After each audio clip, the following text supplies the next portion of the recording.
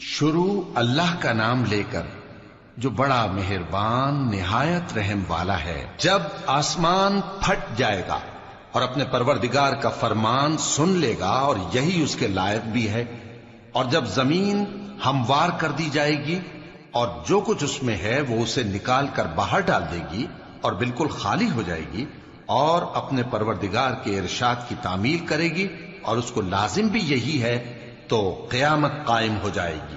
اے انسان، تو اپنے پروردگار کی طرف پہنچنے تک خوب تکلیف اٹھاتا ہے، پھر تو اس سے جا ملے گا۔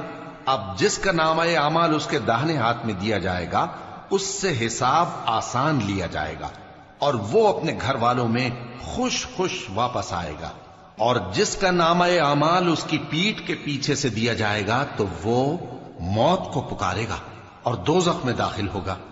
وہ اپنے اہل و عیال ہی میں مگن رہتا تھا، وہ تو خیال کرتا تھا کہ اللہ کی طرف لوٹ کر نہ جائے گا، کیوں نہیں؟ اس کا پروردگار تو اس کو دیکھ رہا تھا۔ سو میں شام کی سرخی کی قسم کھاتا ہوں اور رات کی اور جن چیزوں کو وہ اکٹھا کر لیتی ہے ان کی، اور چاند کی جب وہ پورا ہو جائے کہ تم لوگ درجہ بدرجہ ضرور چڑھو گے۔ تو ان لوگوں کو کیا ہوا ہے کہ ایمان نہیں لاتے، اور جب ان کے سامنے قرآن پڑھا جاتا ہے تو سجدہ نہیں کرتے، بلکہ کافر جھٹلائے جاتے ہیں، اور اللہ ان باتوں کو جو یہ اپنے دلوں میں چھپاتے ہیں خوب جانتا ہے۔ تو ان کو دکھ دینے والے عذاب کی خبر سنا دو۔ ہاں، جو لوگ ایمان لائے اور نیک عمل کرتے رہے ان کے لیے بے انتہا اجر ہے۔